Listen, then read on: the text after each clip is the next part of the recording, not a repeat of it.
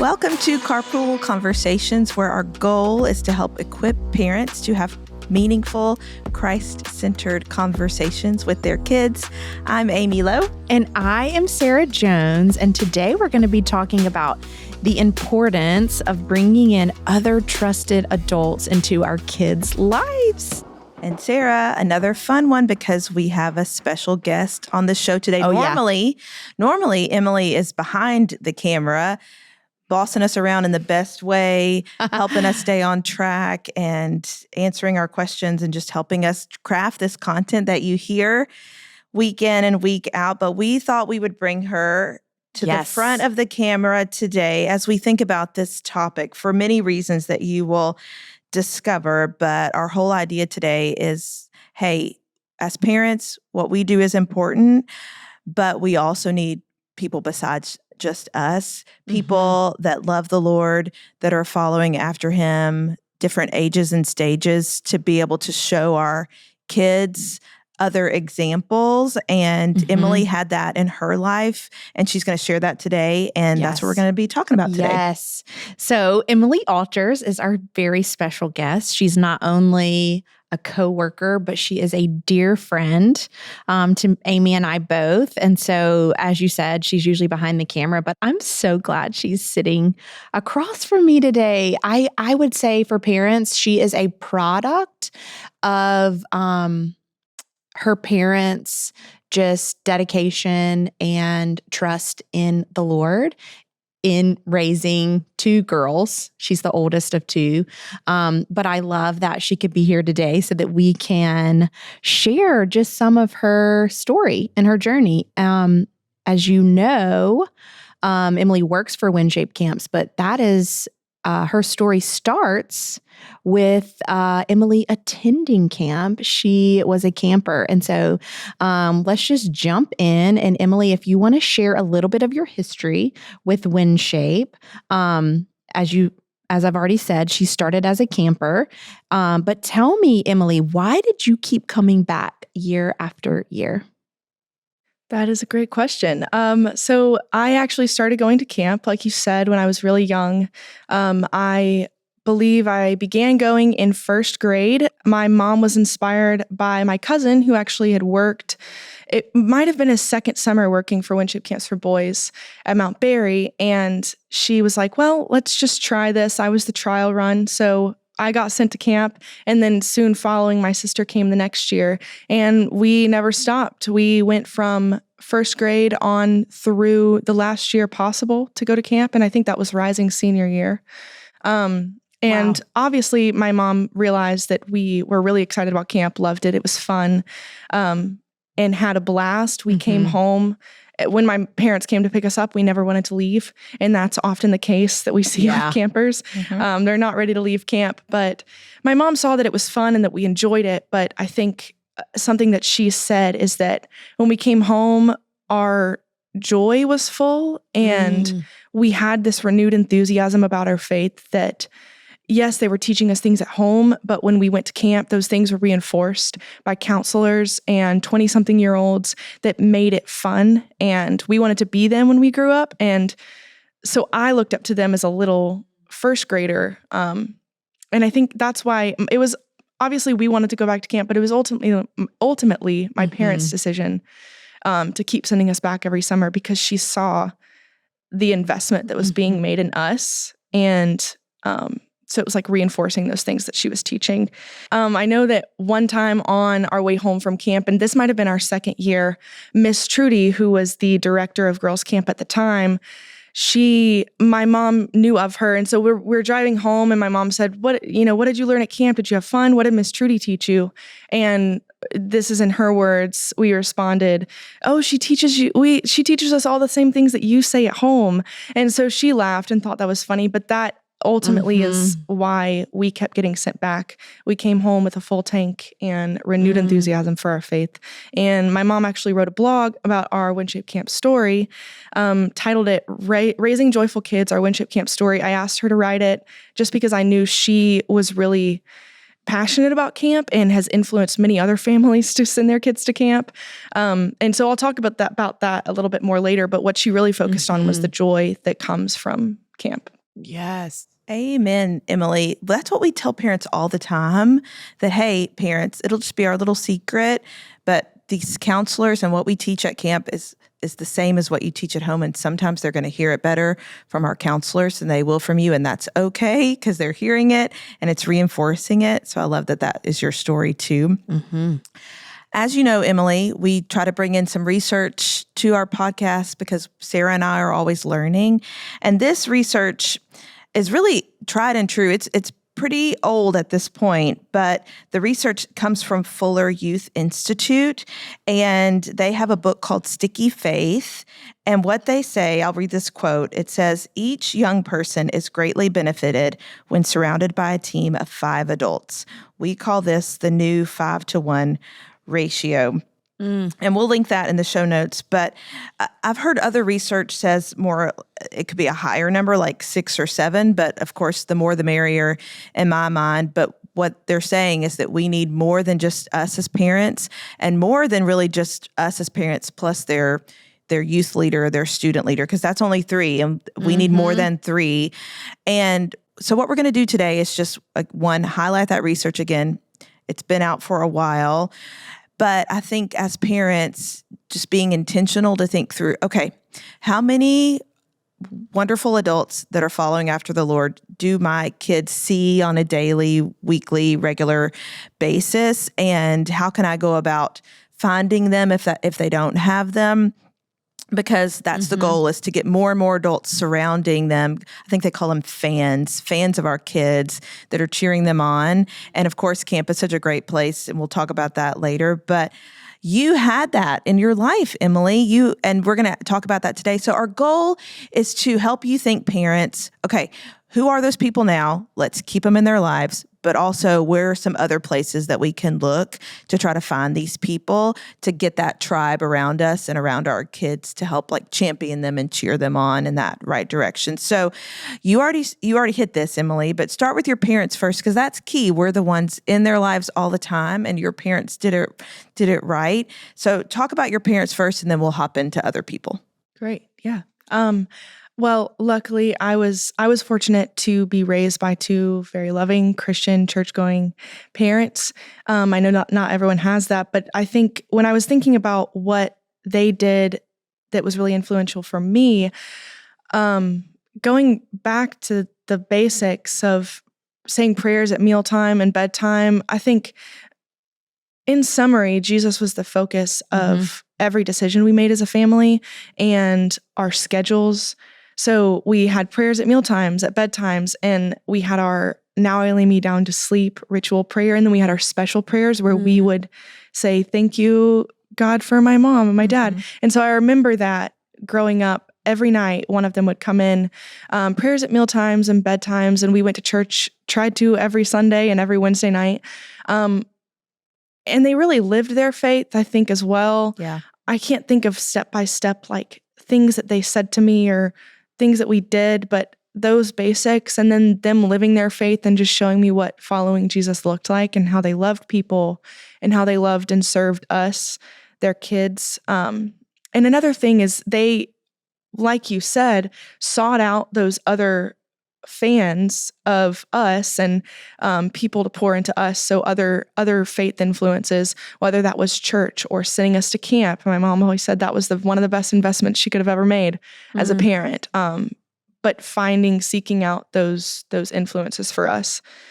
I actually wrote this down, Sara, when you once asked me if those things that my parents taught me and those truths that they taught me, did that voice carry into college and when I left the house and was faced with all of this freedom? And I had to think about it for a second, because I definitely was a very independent child and went to college and wanted to find myself and discover my faith for myself. But I do remember, even though I sometimes made decisions that weren't the smartest or wisest decisions, there was always that voice from my parents and the truths that were reinforced by them and by my counselors and by all of those influences in my life. Those were echoing in my head, and those were in there, even though my own independence and stubbornness was in there as well. Yeah. So I I wanted to mention my freshman year of college, I did seek out a college ministry. I was in a sorority, so I was involved in a lot of things. I think structure is really important. We can talk about that a little bit more later. But I, again, was faced with all of these decisions to make and who I wanted to be. And so I would often talk to my mom about things that were going on, stories that would happen. I think I grew closer to my parents in college because I leaned on them, that foundation, that like strong rock back home. I leaned on them. And so, but one morning I woke up to an email that my mom had written me it's in at 4:30 a.m. I just looked back on it before this podcast. And she said that at 2 a.m. she couldn't sleep. She kept hearing on a loop this message, and she felt like she needed to call me or talk to me or send me a letter. And she wanted to send it in the mail, but she felt like when she got up to write it, that it needed to get to me immediately. And that message that she kept hearing in her head that she felt like God was impressing on her to share with me was, don't lose sight of who you are and who you want to be. And with that, she dove into how much she was excited for my college experience and how I was really confident in my faith going into college, but wanted to share with me this chapter in Proverbs 3 of the Bible. I'll share a couple of verses from it right here, but it says, "My child, always remember what I've taught you. Keep my instructions dear to your heart." I think I'm tearing up just thinking about it. Me too. Stay focused. Do not lose sight of mercy and truth. And then down in verse 21, it says, "My son, never lose sight of God's wisdom and knowledge. Make decisions out of true wisdom and guard your good sense."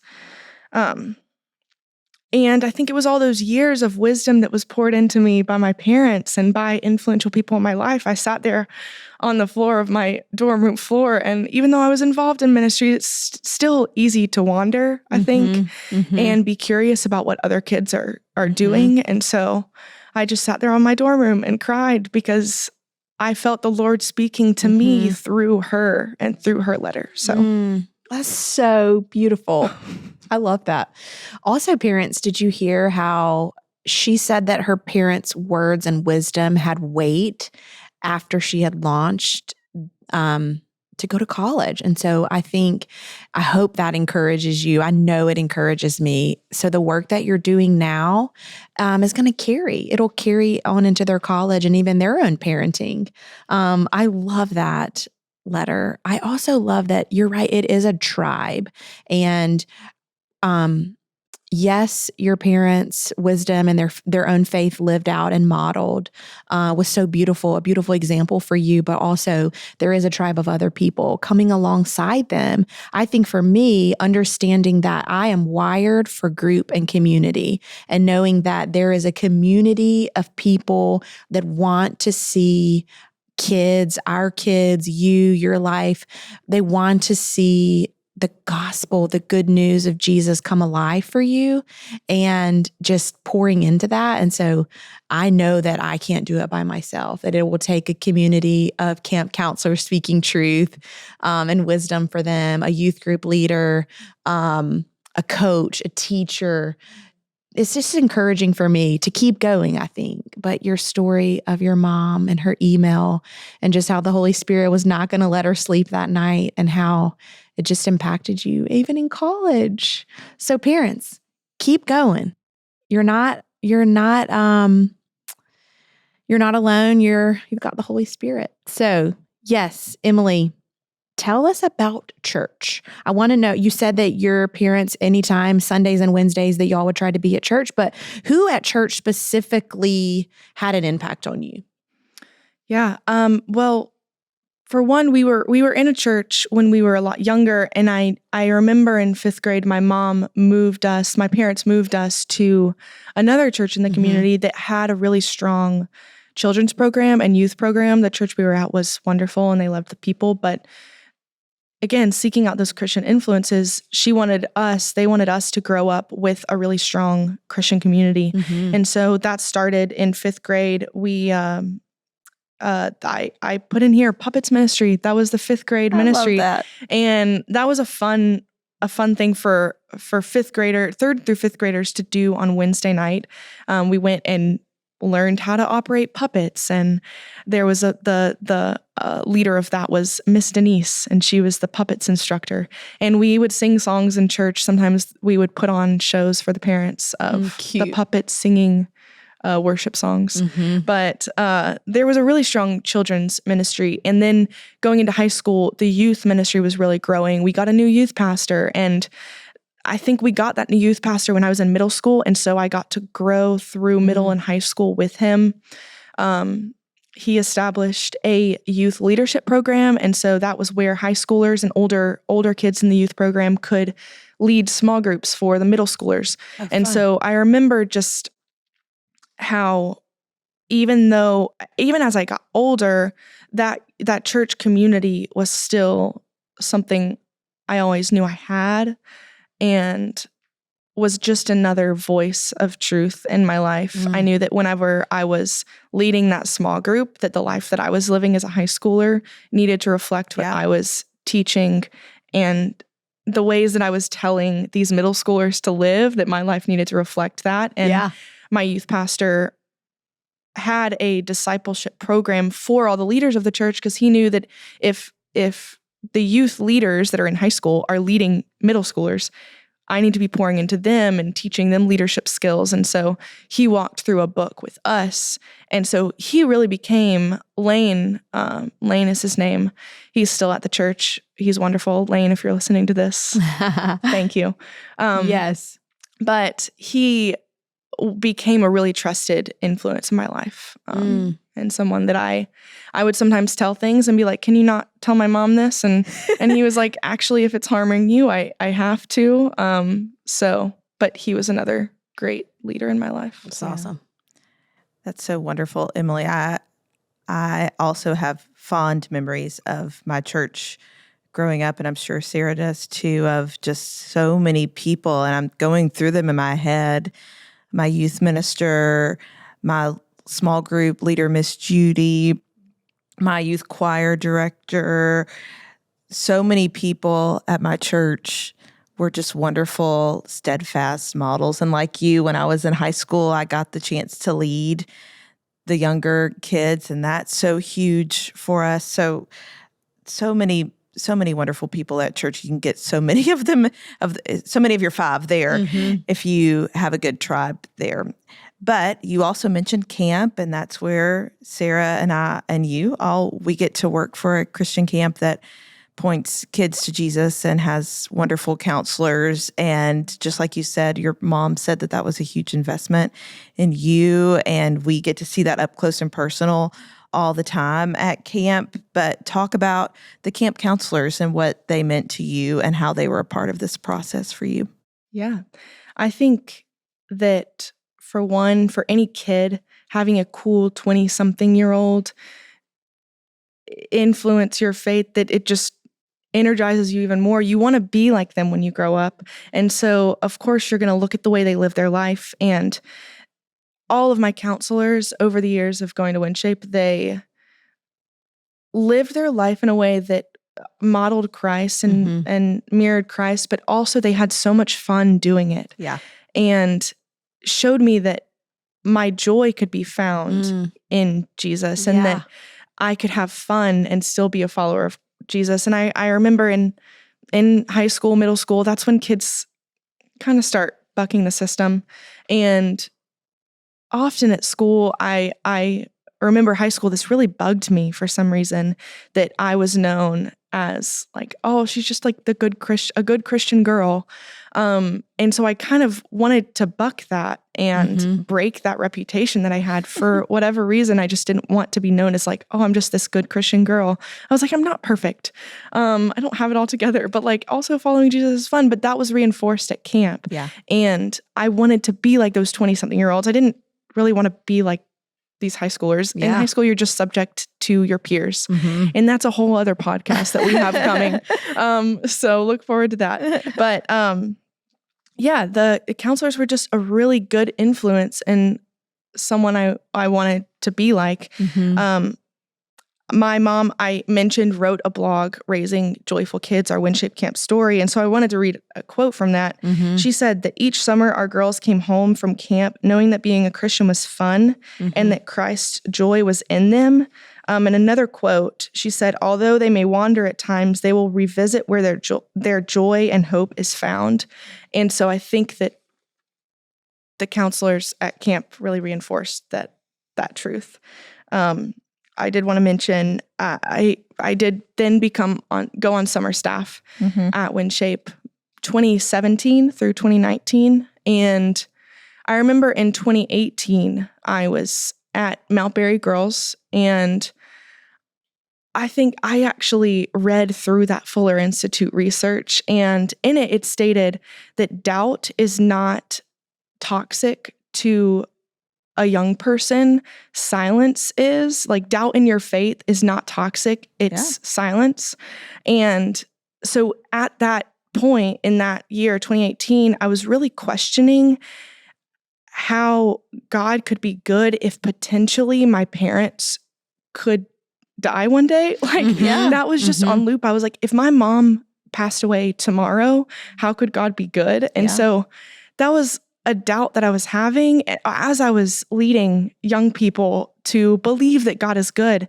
But this topic kept coming up, and that's when we were studying that Jesus is the good shepherd. And so one session, we had often people come in to speak to our summer staff and pour into them as they were pouring into others. So this was a free time. There was a full-time staff member that came in and spoke about her story, that her mom, right before camp started, her mom had passed away suddenly. Golly.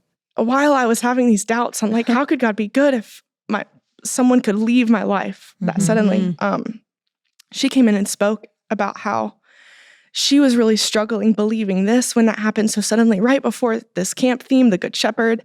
And she had to have people come into her life and remind her of the truth that God is good, and remind her of truths, even though she's full-time working for WinShape Camps, is teaching other kids this and summer staff, and believes this truth. But then when something happens and shakes you, you need those other people in your life to come in and remind you of the truth. And so, of course, this had to have been God speaking to me, because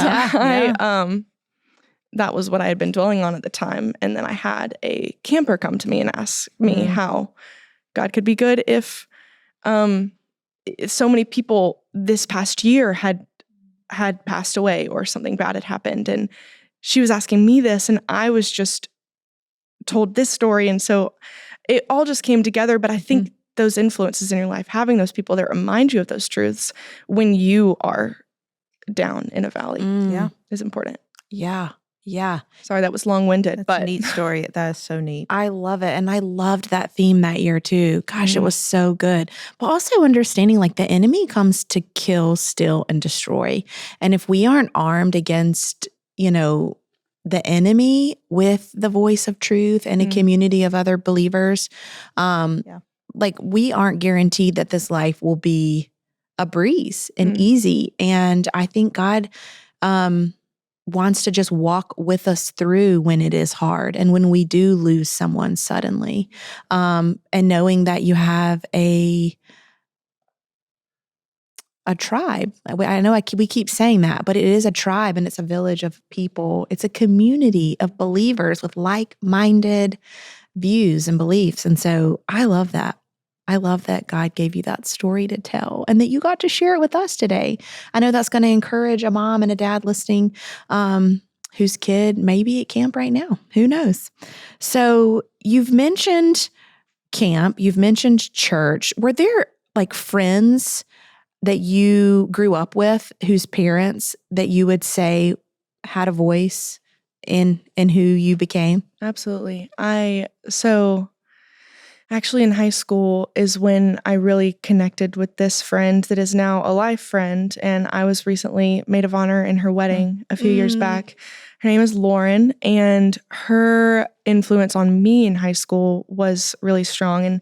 And that was a time when I mentioned I was curious about other things that other kids were doing that I wasn't allowed to do. And I was like, am I missing out on something? But she was like a firm rock in her faith, and so was her family. And her family provided a place. They actually live in downtown of where the town that we lived in, and they were walking distance from an ice cream shop. And so they were where we all hung out in high school, or it's where we studied, where we hung out. And I knew that their family was really strong in their faith, and my parents knew them and knew their family, their kids. My parents trusted them, and so that was a trusted family that my mom knew. Like, if I am staying late at Lauren's house, I'm safe. I'm in good hands. And so that's where we would stay there, study there. And my mom at times was like, I never get to see you because you're always at Lauren's house, but I know you're safe and I know you're in good hands. So Lauren, shout out. So many shout outs. There's so many shout outs, but so many great people that have influenced my faith. For me, I had the same story a little bit, Emily. It was a group of us, though, that we were always hanging out as a part of the youth group, and we were always over at Steve Moore's parents' house. That's where we just were always there. They had a pool.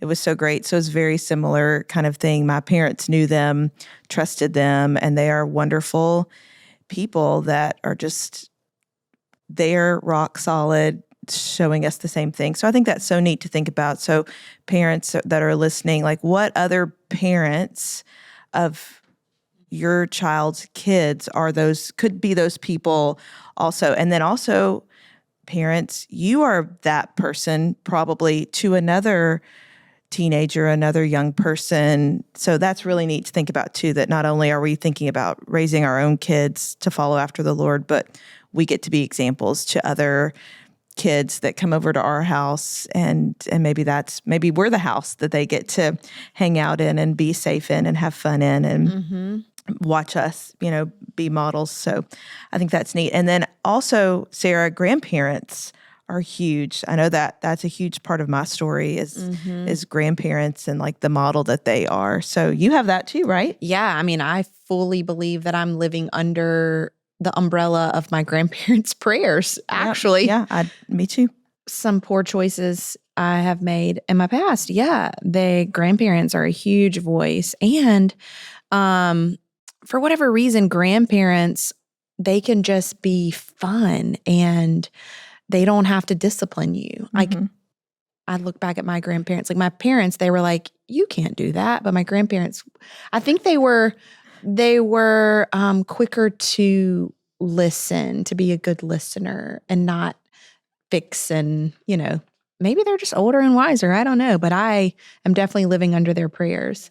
I'm glad you mentioned the family and the house, because my favorite therapists, they say, be the house in the neighborhood that all the kids want to come to, because you get to be a voice into their friends. Yep. And you get to hear like what's going on, what's going on at school, where I can kind of like help navigate for your child. Yeah.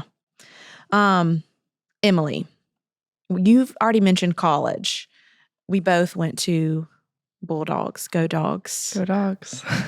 I'm not wearing maroon, but you are wearing a orangey red. Yeah. For your college. So talk about, I know campus ministry, college ministry had a huge part of who I am now, and actually why I'm probably sitting in this chair, working for a ministry, sharing the gospel with kids. So tell me about a college ministry that you got to be involved in, and how did that play a part for you?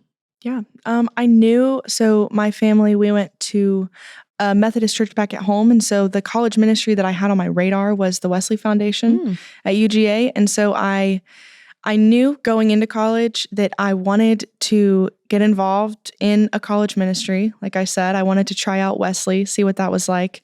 And so I started going to their Wednesday night services, and there they had also Freshly was what they called it. That was a specific service on Monday night for freshmen in college and first years. And there was the Freshly small group. And so I started going to Freshly, and then they marketed this Freshly small group. And so I joined that. And that was a consistent consistent thing in college when schedules are crazy. There's a million things to get involved in, and you have school, and you might have, I was involved in a sorority, so I had sorority events to go to. But then I think I mentioned earlier, structure was really important because you can get involved in all kinds of things in college, but having that small group my freshman year was huge. And it's where I began finding my faith for myself. And I think going back, I definitely felt like I was growing in my faith growing up, but it was when I was shipped off and taken away from my youth group at home, and I didn't have my parents there as a constant voice in my life. My friend went to a different school, and so I had to find and seek out those influences when I went to college. And so got really involved in my college ministry. Then moving on to sophomore year, they encourage you to join Lead Grow is what it's called. And that is where you can just be a part of Grow. But if you want to be involved in Lead, you have to also be in Lead Grow, because they want anyone who's leading in the ministry to also be being discipled. And so my sophomore year on, I was being discipled by someone named Sydney. She followed me throughout my college. She was just one step ahead of me. She was 1 year older than me. And so she was like a mentor type figure that we met once a week. And then I also was leading 2 girls. I was discipling 2 girls. And so while I was being poured into, I was also pouring into someone else. And then I joined the I forget what the ministry was called. I joined another ministry, a part of what I was really involved in Wesley. Yeah, great. I loved it. It was great. But if you're a part of Lead Grow, you do have to sign a contract agreeing that you will live in a way that reflects Christ. And there's some guidelines, and you get tally marks if someone catches you not following by those standards, because they want those who are pouring into others to be a good mirror of Jesus, an example of Jesus. So that structure was really key for me whenever I was on my own and had to find my own way. But in college, I got to choose my faith and what that looked like for myself. So powerful. Part of my husband's story is Young Life, and the Young Life ministry growing up, he had a leader that was just consistent, and he never stopped pursuing like my husband's friend group, just that he was at sporting events. He was like doing life with them. I know a coworker of ours, Cody, he says that Young Life was huge for him growing up. And I loved that. I didn't have Young Life, but it's an awesome ministry. So if you have Young Life in your area, if you're listening, get your kids involved. Yep. I actually just emailed them the other day because I wanted to get Claire involved in Young Life because I hear such wonderful things about them. So hopefully she'll get plugged in the fall. But that's another great way to have a person pour into your child that is a little bit older, that is got that cool factor, like you said, Emily. So Young Life is a great one. Another one is just like if they're involved in like upward sports or other kind of sports where the person that is the coach is a believer. That's another great avenue to have another person pour into them. I had so many great coaches over the years that I know loved Jesus and got to model that to me, even if it was just a little bit of a season. So we hope that this podcast has been helpful for you to think through, okay, who are those people in my child's lives that are fans, that are cheering them on, pointing them in the right direction? Let's keep those in our life. But then also as they grow up and as they move to different seasons, like even when you talked about college, like let's continue to encourage them to find those people and help them just gather that tribe around them, because that'll be really huge in addition to us as parents to point them in the right direction and to get them to the other side where they own their faith. So true. Something that I love that you said that I want to leave us just to encourage us is that your parents made small deposits over time. And parenting can seem long and hard, and we're not seeing any fruits from our labor, but keep going. I think what I feel encouraged most about you is that they were small deposits over time, and you turned out to be a fantastic human and friend and coworker, and you're just a beautiful fruit of your parents' small deposits. And so parents, keep going. You know that we like to end our time with a question. And the question today is, who are people outside of our family, adults, who you can look up to and why? So hopefully this question will get the conversation started. And maybe your kids will give you some great ideas of ways that they want to be involved in maybe a youth group or Young Life, or lead a small group. Who knows? You're going to be shocked by this. But thank you so much for listening. Thank you, Emily, for being here with us today and all your hard work that you do behind the scenes. Yeah, Thanks, my guys. pleasure.